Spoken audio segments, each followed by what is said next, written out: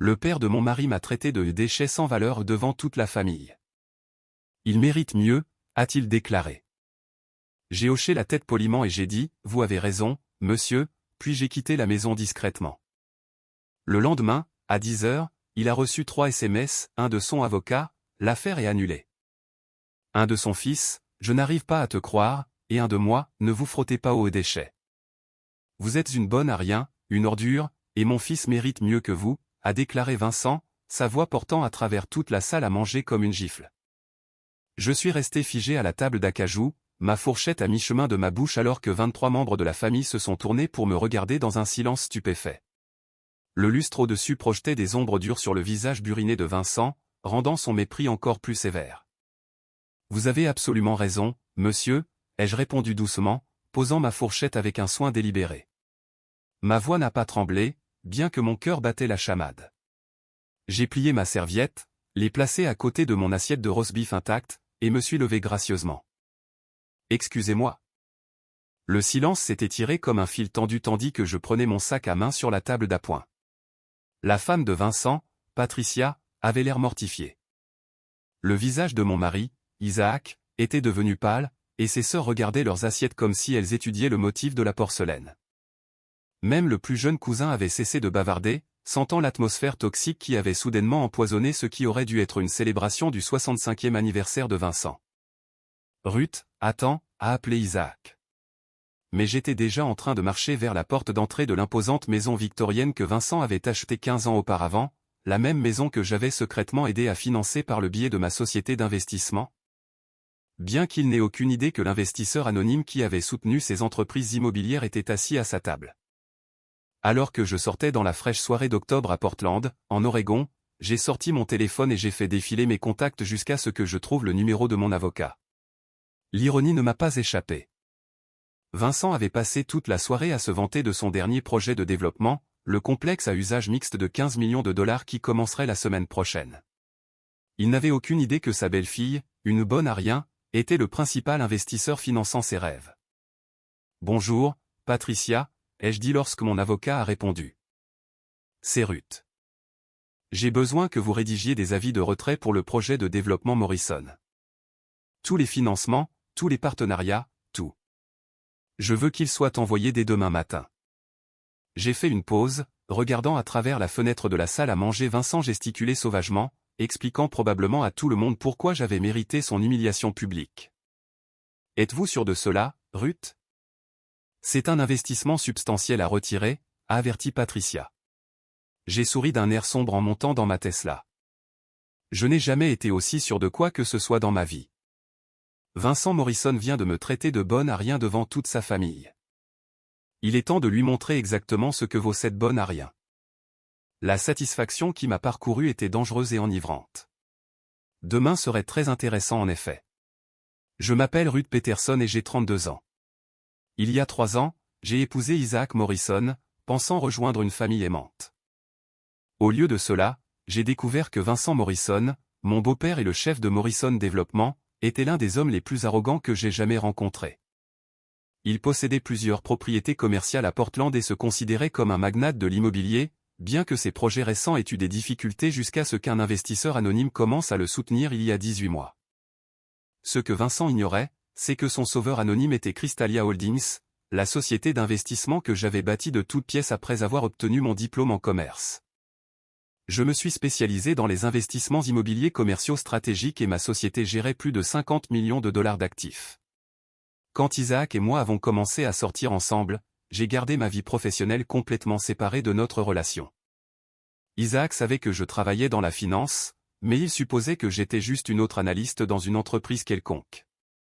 L'ironie était délicieuse. Vincent me sermonnait constamment sur le fait de trouver un vrai travail et de contribuer de manière significative à la société. Il n'avait aucune idée que l'entreprise de sa belle-fille avait tranquillement acheté des propriétés en difficulté dans le Nord-Ouest Pacifique, les rénovant et les vendant avec des profits substantiels. Plus important encore, il n'avait aucune idée que lorsque sa propre société de développement saignait de l'argent il y a 2 ans, Castelia Holdings était intervenu en tant qu'investisseur anonyme pour le maintenir à flot. L'obsession actuelle de Vincent était le développement de Crowne Plaza, un projet à usage mixte comprenant des condominiums de luxe, des espaces commerciaux et des immeubles de bureaux dans le centre-ville de Portland. Le projet nécessitait un capital important, des permis complexes et des partenariats avec plusieurs entrepreneurs et fonctionnaires de la ville. Au cours de la dernière année, il s'était vanté auprès de tous ceux qui voulaient l'entendre d'avoir obtenu cet investisseur mystérieux qui croyait en sa vision. Cet investisseur mystérieux, c'était moi. Par l'intermédiaire de ma société, j'avais fourni 2,3 millions de dollars de financement, obtenu les permis nécessaires grâce à mes relations en urbanisme, et organisé des partenariats avec 3 grandes entreprises de construction qui travaillaient régulièrement avec Christia Holdings. Vincent pensait que son charme et son sens des affaires avaient attiré cet investisseur. En réalité, j'avais tranquillement étudié ses projets, vu leur potentiel et décidé que le soutenir serait rentable pour mon portefeuille. Isaac avait été tenu complètement dans l'ignorance de mon implication dans les affaires de son père. Je savais que Vincent n'accepterait jamais l'aide de sa belle-fille, surtout pas de quelqu'un qu'il considérait en dessous de la position sociale de sa famille. Alors, j'ai maintenu la façade d'être juste une autre femme au foyer, tout en gérant secrètement des millions de dollars d'investissement depuis mon bureau à domicile. L'arrangement avait fonctionné parfaitement jusqu'à ce soir. Le dernier projet de Vincent devait commencer lundi, et il avait invité toute la famille à célébrer son succès. Il avait même préparé un discours remerciant son mystérieux investisseur, sans jamais rêver qu'elle était assise juste en face de lui. Supportant ses insultes occasionnelles et ses remarques condescendantes sur les femmes qui ne comprenaient rien aux affaires. Maintenant, alors que je rentrais chez moi dans les rues calmes de Portland, je sentais une satisfaction sauvage monter dans ma poitrine. Vincent était sur le point d'apprendre une leçon très coûteuse sur la façon de traiter les gens avec respect. Le lendemain matin arriva, gris et pluvieux. Un temps typique de l'Oregon qui correspondait parfaitement à mon humeur. J'étais assise dans mon bureau à domicile à 7 heures, café à la main, examinant les documents financiers qui allaient détruire le monde de Vincent. Patricia avait travaillé rapidement. Les avis de retrait étaient rédigés et prêts à être envoyés. Tout ce que j'avais à faire était de lui donner l'autorisation finale. Mon téléphone a vibré avec un SMS d'Isaac. « Je suis tellement désolé pour la nuit dernière. Papa a complètement dépassé les bornes. Pouvons-nous parler ?» J'ai fixé le message pendant un long moment. Isaac était un homme bon, pris entre la loyauté envers sa famille et l'amour pour sa femme. Il ne savait vraiment rien de mes affaires avec son père, et j'avais prévu que cela reste ainsi indéfiniment. Mais la cruauté de Vincent avait tout changé. Certaines limites, une fois franchies, ne pouvaient être effacées. « Je vais bien », ai-je répondu. « Au travail tôt, on parle ce soir. » Au travail. Si Isaac savait seulement que mon travail était sur le point d'anéantir l'empire immobilier de son père. J'ai ouvert mon ordinateur portable et j'ai sorti le dossier de développement de Morrison. Les chiffres étaient stupéfiants. La société de Vincent était endettée jusqu'au cou sur le projet Crowne Plaza. Sans le soutien de Crystalia, il ne perdrait pas seulement ce développement. Il ferait faillite. Toutes ces autres propriétés étaient liées comme garantie pour des prêts qui supposaient que le projet Crowne Plaza fournirait les revenus pour les rembourser. J'ai pensé au visage de Vincent la nuit dernière. La façon dont il m'avait regardé avec un tel mépris quand il m'avait traité de bonne à rien. La façon dont toute la famille avait regardé en silence mal à l'aise alors qu'il m'humiliait publiquement. La façon dont il avait passé des mois à se vanter de son sens des affaires tout en dépendant secrètement de mon argent pour financer ses rêves. À 9h30, j'ai appelé Patricia. Envoyez les avis, ai-je simplement dit. Tous ? Chacun d'eux. Je veux que Vincent Morrison reçoive 3 messages simultanément à exactement 10 heures du matin. Premièrement, son avocat doit recevoir l'avis de retrait d'investissement. Deuxièmement, je veux qu'Isaac reçoive un SMS expliquant que je suis l'investisseur que son père loue depuis des mois. Troisièmement, Vincent reçoit un SMS de ma part qui dit simplement « Ne t'amuse pas avec les déchets. Ruth, cela va complètement détruire son entreprise. » Es-tu certaine de cela ? J'ai regardé par la fenêtre de mon bureau, la ligne d'horizon de la ville, pensant à toutes les nuits tardives que j'avais passées à analyser les projets de Vincent. Aux recherches minutieuses que j'avais faites pour m'assurer que mes investissements profiteraient à la fois à son entreprise et à mon portefeuille, au respect que je n'avais jamais reçu malgré le fait de maintenir littéralement son entreprise à flot. Patricia, Vincent Morrison a passé la nuit dernière à expliquer à toute sa famille pourquoi son fils méritait mieux que moi. Je pense qu'il est temps qu'il apprenne exactement ce qu'il perd. J'ai fait une pause, sentant le poids de la décision s'installer autour de moi comme une armure. Envoyez les messages à exactement 10 heures. Voyons combien valent vraiment les déchets. À 10 heures. Précisément, j'étais assise dans mon fauteuil de bureau, regardant l'horloge de mon écran d'ordinateur passer à l'heure convenue. Mon téléphone était silencieux, mais je savais qu'à travers la ville, le monde de Vincent commençait à imploser. Je l'imaginais dans son bureau, probablement en train de réviser les calendriers de construction et de se féliciter de son génie commercial, ignorant complètement que 3 messages dévastateurs atterrissaient dans diverses boîtes de réception à cet instant précis. Mon propre téléphone est resté silencieux pendant exactement 7 minutes. Puis Isaac a appelé. Ruth. Sa voix était essoufflée, presque frénétique. Je viens de recevoir le message le plus fou. Il dit que tu es l'investisseur anonyme avec qui papa travaille. Ce n'est pas possible. C'est impossible. Je me suis appuyé sur ma chaise en cuir, me sentant remarquablement calme. Pourquoi est-ce impossible, Isaac? Parce que cet investisseur a mis plus de 2 millions de dollars dans les projets de papa. Tu travailles pour une société financière. Tu ne peux pas avoir ce genre d'argent. Il a fait une pause et j'ai pu entendre la circulation en arrière-plan. Ruth, s'il te plaît, dis-moi que c'est une sorte d'erreur. Ce n'est pas une erreur. J'ai gardé ma voix douce mais ferme. Isaac, je possède Crystalia Holdings. Je dirige ma propre société d'investissement depuis 5 ans. Les projets de développement de votre père font partie de mon portefeuille depuis 18 mois. Le silence s'est étiré si longtemps que j'ai cru que l'appel avait été coupé. Finalement, Isaac a murmuré, tu as soutenu les affaires de papa tout ce temps. Financièrement, oui. J'ai vu le potentiel de ces projets et j'ai décidé que c'était de bons investissements. Votre père n'en a jamais rien su parce que j'ai gardé mon implication anonyme par l'intermédiaire de ma société. Je pensais que ce serait plus simple ainsi. Jésus-Christ, Ruth.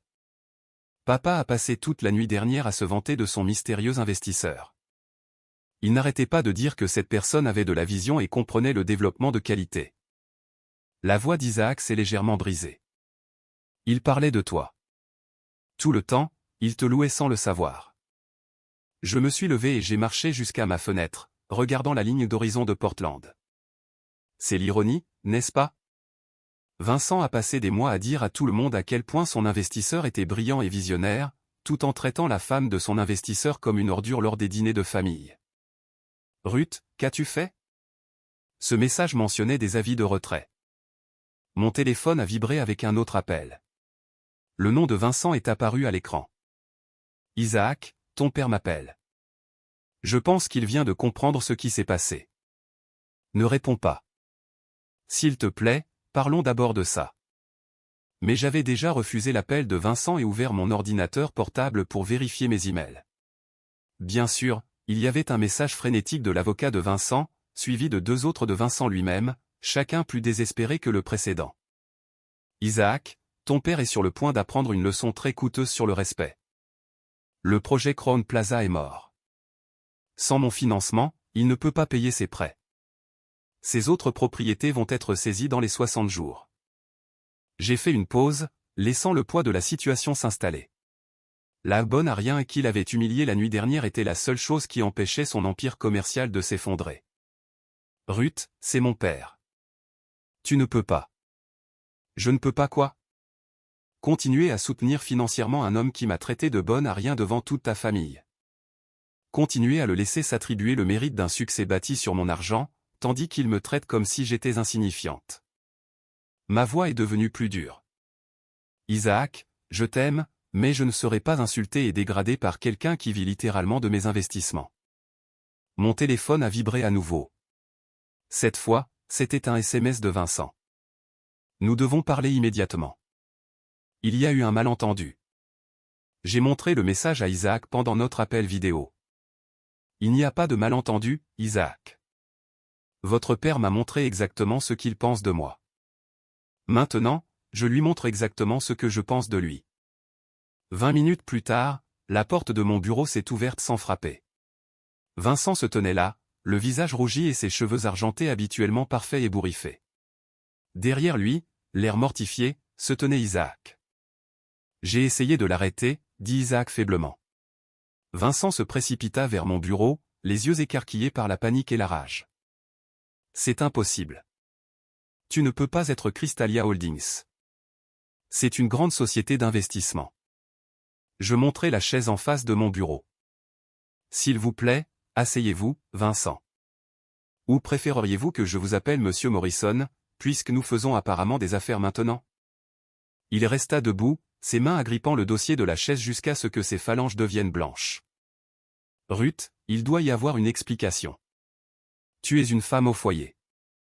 Tu n'as pas des millions de dollars. J'ouvris mon ordinateur portable et le tournai vers lui, montrant le site web de Castelia Holdings avec ma photo et ma biographie affichée en évidence. Vincent, voici Ruth Peterson, directrice générale et fondatrice de Crystalia Holdings. Je gère des portefeuilles d'investissement d'une valeur de plus de 50 millions de dollars depuis que j'ai obtenu mon MBA en finance d'entreprise à la Wharton Business School. Son visage a pris plusieurs nuances de pâle alors qu'il fixait l'écran. Ce n'est pas possible. Oh, c'est très réel. Voudriez-vous voir les registres d'investissement? Je peux vous montrer exactement où en serait votre entreprise sans mon financement. J'ai cliqué sur plusieurs écrans, lui montrant des feuilles de calcul et des projections financières. Votre entreprise perdait de l'argent sur chaque projet jusqu'à ce que Castalia intervienne. Nous avons fourni le capital, les permis, les relations avec les entrepreneurs et les connexions avec l'urbanisme qui ont rendu votre succès récent possible. Vincent s'effondra sur la chaise, son arrogance enfin brisée. Mais tu n'as jamais rien dit lors des dîners de famille. Tu es juste resté là. Je suis resté là et je t'ai écouté me sermonner sur la recherche d'un vrai travail. Je me suis assise là pendant que tu me disais que je devais apporter une contribution significative à la société. Je me suis assise là pendant que tu te vantais de ton sens des affaires et de ton mystérieux investisseur qui avait une si grande vision. Je me suis penché en avant. Vincent, j'étais assise là à financer tout ton style de vie pendant que tu me traitais de bonne à rien. Isaac, qui était resté silencieux et stupéfait près de la porte, a finalement pris la parole. Papa, Ruth soutient ton entreprise depuis plus d'1 an. Tous les succès que tu as eus dernièrement, tous les projets dont tu t'es vanté, tout cela a été possible grâce à son argent. Vincent nous a regardés l'un et l'autre, son visage un masque de confusion et d'horreur croissante. Le projet Crown Plaza. Mort, ai-je simplement dit. J'ai retiré tous les fonds ce matin. Vos entrepreneurs ont reçu des avis d'annulation il y a 1 heure. Le bureau d'urbanisme a été informé que Crystalia Holdings ne soutenait plus le projet, ce qui signifie que vos permis accélérés sont annulés. Ruth, s'il te plaît, tu ne peux pas faire ça. J'ai des contrats, des engagements. La première pierre est lundi. Je me suis levé et j'ai contourné mon bureau pour lui faire face directement. Vincent, hier soir, tu m'as traité de bonne à rien devant toute ta famille. Tu as déclaré que ton fils méritait mieux que moi. Tu m'as humilié publiquement et tu t'attendais à ce que j'accepte ça. J'ai fait une pause, le regardant le visage se froisser alors que toutes les implications le frappaient. Eh bien, ton fils mérite mieux. Mieux qu'un père qui ne reconnaît pas que sa belle-fille a maintenu son entreprise à flot pendant qu'il la traite comme une ordure. Le téléphone de Vincent se mit à sonner incessamment. Ce sont probablement tes autres entrepreneurs, dis-je gentiment. La nouvelle circule vite dans l'industrie de la construction quand un projet majeur est annulé. Tu devrais répondre. Ils vont vouloir savoir où en sont leurs paiements. Au cours des 3 heures suivantes, le bureau de Vincent devint le point zéro d'un désastre financier qui se propagea comme une traînée de poudre dans le milieu du développement commercial de Portland.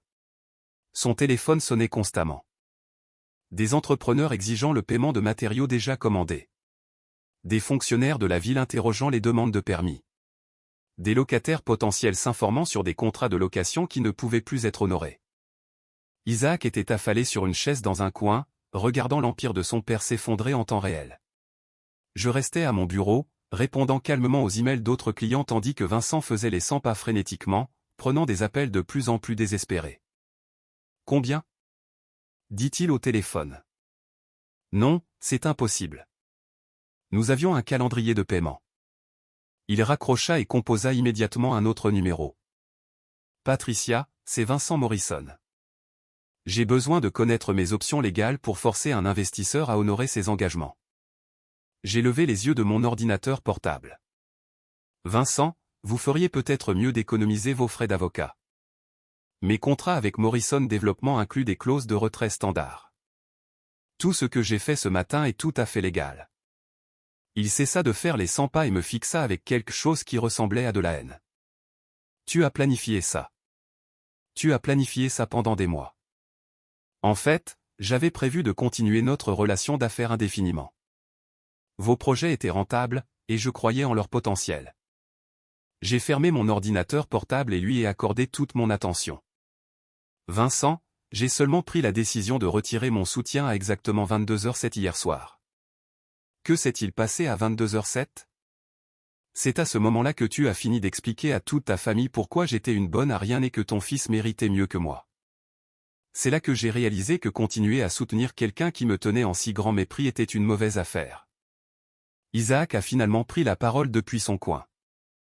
Papa, comprends-tu ce que tu as fait ? Ruth n'était pas juste un investisseur au hasard. C'était la famille.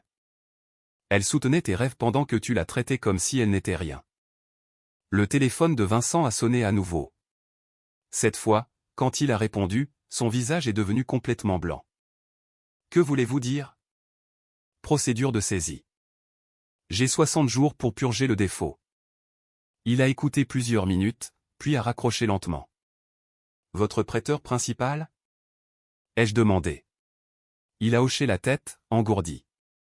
Morrison Développement a utilisé le projet Crown Plaza comme garantie pour des prêts sur 3 autres propriétés. Sans ce projet, la banque rappelle tous les prêts immédiatement. J'ai ressenti une lueur de quelque chose qui aurait pu être de la sympathie, mais elle s'est éteinte rapidement quand je me suis souvenu du regard de dégoût sur son visage quand il m'avait traité de déchet. Vincent, la structure financière de votre entreprise était basée sur l'hypothèse que mon investissement continuerait à long terme. Lorsque vous supprimez les fondations, tout le bâtiment s'effondre. Ruth, s'il vous plaît. Je m'excuserai auprès de la famille. Je ferai en sorte que les choses rentrent dans l'ordre. Vous vous excuserez parce que votre entreprise échoue, pas parce que vous me respectez réellement. Ce n'est pas la même chose. Je me suis levé et j'ai rassemblé mes affaires. Vincent, vous avez passé des mois à dire aux gens que votre investisseur anonyme était brillant, visionnaire et comprenait le développement de qualité. Vous avez loué l'instinct commercial et le sens financier de cette personne. Vous n'avez jamais une seule fois envisagé que la femme que vous traitiez de bonne à rien lors des dîners de famille puisse être cette même personne. J'ai marché jusqu'à la porte, puis je me suis retourné. Au fait, vous devriez savoir que le retrait des projets de développement Morrison libère un capital important pour d'autres investissements. Je rencontre 3 nouvelles sociétés de développement la semaine prochaine. Le marché de l'immobilier commercial de Portland est en plein essor, et il y a beaucoup de promoteurs qui comprennent l'importance de traiter leurs investisseurs avec respect. Le téléphone de Vincent sonnait à nouveau alors que je quittais son bureau, Isaac juste derrière moi. 2 semaines plus tard, j'étais assise dans mon café préféré du centre-ville. Lisant l'article de première page du Portland Business Journal sur l'effondrement spectaculaire de Morrison Développement. Le titre était « Développeur local dépose le bilan après le retrait du soutien de l'investisseur mystère ». L'article détaillait comment la société de Vincent était passée de l'étoile montante de Portland à la ruine financière complète en seulement 14 jours. Isaac s'est glissé sur la chaise en face de moi, l'air épuisé mais soulagé. Le dépôt de bilan est officiel. Papa a tout perdu. L'immeuble de bureau, les propriétés locatives, même la maison. Comment le gère-t-il ? Mal. Il ne cesse d'insister sur le fait que tout cela est une sorte de malentendu. Que tu reviendras une fois que tu auras fait ton coup. Isaac secoua la tête. Il ne comprend toujours pas vraiment ce qui s'est passé. Hier, il m'a demandé si je pouvais te convaincre de prendre un café avec lui pour qu'il puisse expliquer pourquoi la famille a besoin que tu reconsidères. J'ai failli m'étouffer avec mon café au lait. Il veut t'expliquer pourquoi la famille a besoin de moi après m'avoir traité de bonne à rien. Ruth, je pense que dans son esprit, tu n'as jamais vraiment été l'investisseur. Tu étais juste la femme d'Isaac qui possédait la société qui investissait. Il n'arrive pas à comprendre que tu aies personnellement pris toutes ces décisions commerciales. J'ai regardé par la fenêtre le chantier où le projet Crown Plaza aurait dû commencer. Au lieu de cela, c'était juste un terrain vide avec un panneau au développement reporté. 3 autres sociétés de développement m'avaient déjà contacté pour des partenariats potentiels pour des projets similaires. L'échec de Vincent était devenu mon opportunité. Isaac, ton père m'a traité de bonne à rien devant 23 membres de la famille. Puis, Quand son entreprise a commencé à s'effondrer, il s'attendait à ce que je mette mes sentiments personnels de côté et que je continue à financer ses rêves parce que la famille avait besoin que je le fasse. Est-ce que cela ressemble à quelqu'un qui me respecte en tant que personne, ou à quelqu'un qui veut juste avoir accès à mon argent? Isaac est resté silencieux un long moment. La famille commence à comprendre ce qui s'est réellement passé. Patricia a appelé hier pour s'excuser. Elle a dit qu'elle n'avait aucune idée que tu étais l'investisseur que papa louait toujours. J'ai souri d'un air sombre. Vincent va avoir beaucoup de temps pour réfléchir au respect maintenant. Les retombées sociales pour Vincent se sont avérées encore plus dévastatrices que l'effondrement financier. La nouvelle se répandit rapidement dans la communauté des affaires de Portland. Vincent Morrison avait publiquement insulté et humilié son principal investisseur sans connaître son identité. L'histoire devint une mise en garde lors des événements de réseautage de l'industrie, un exemple parfait de la raison pour laquelle traiter tout le monde avec respect n'était pas seulement moralement juste, mais aussi bon pour les affaires. Plusieurs partenaires potentiels qui avaient envisagé de futurs accords avec Vincent retirèrent discrètement leur intérêt. Personne ne voulait travailler avec quelqu'un qui avait démontré de si spectaculaires échecs de jugement. Le fait qu'il ait traité sa propre belle-fille de bonne à rien alors qu'elle finançait secrètement toute son opération le faisait paraître à la fois cruel et incompétent. Les tentatives de Vincent de se reconstruire furent entravées par sa réputation. Chaque réunion commençait par des questions inconfortables sur la situation de Crystalia Holdings. Les investisseurs potentiels voulaient savoir comment il avait pu ne pas reconnaître son principal soutien financier et s'il pouvait être digne de confiance pour maintenir des relations professionnelles à l'avenir. 6 mois après ce dîner de famille désastreux, Isaac et moi avons assisté au mariage de son cousin, l'un des rares événements familiaux où Vincent n'était pas présent. Patricia Morrison m'a approché pendant la réception, l'air sincèrement repentant. « Ruth, je voulais que tu saches à quel point je suis désolé pour cette nuit-là. Vincent a eu complètement tort et la famille le sait maintenant. Nous savons aussi que tu as été incroyablement généreuse de soutenir son entreprise pendant si longtemps. J'ai accepté ses excuses avec grâce, mais les dégâts aux relations familiales étaient permanents. Vincent avait révélé son vrai caractère cette nuit-là, et ses tentatives ultérieures de me reconquérir étaient motivées par un désespoir financier plutôt que par un respect sincère. La bonne à rien qu'il avait si cruellement rejeté s'était avéré valoir plus que tout son empire commercial. Cette leçon le suivrait tout au long de sa carrière. La vie de Vincent Morrison ne s'est jamais remise de la cascade d'échecs qui a suivi sa décision de m'humilier publiquement. La faillite a détruit non seulement son entreprise, mais aussi sa réputation dans la communauté du développement de Portland, où il est devenu connu comme l'homme qui a traité son investisseur anonyme de bonne à rien et a tout perdu en conséquence. Son mariage avec Patricia s'est effondré sous le stress financier et l'embarras social, et ses relations avec ses enfants ont été définitivement endommagées lorsqu'ils ont appris qu'il avait survécu grâce à l'argent de la belle-fille qu'il avait si cruellement attaquée. Les tentatives de lancer de nouvelles entreprises ont échoué à plusieurs reprises, car les partenaires et investisseurs potentiels ont remis en question son jugement et son caractère, le laissant travailler pour d'autres promoteurs à des postes subalternes. Une chute humiliante pour quelqu'un qui avait autrefois possédé de multiples propriétés et commandé le respect dans toute la ville. Son isolement s'est approfondi à mesure que d'anciens amis et associés commerciaux se sont éloignés du cas d'école qu'il était devenu. Alors que je signais les contrats pour ma dernière acquisition, un complexe de bureaux du centre-ville qui abriterait 3 entreprises technologiques en pleine croissance. Je réfléchissais à la façon dont la cruauté de Vincent m'avait finalement libéré de l'obligation de soutenir quelqu'un qui confondait ma générosité avec de la faiblesse. La vengeance avait été parfaite, non pas parce que je l'avais complotée, mais parce que j'avais simplement cessé de permettre à quelqu'un qui ne me valorisait pas de continuer, laissant les conséquences naturelles révéler la vraie valeur de son caractère et de son sens des affaires. Parfois, la réponse la plus puissante à l'insulte est simplement de partir et de laisser les gens découvrir ce qu'ils ont réellement jeté.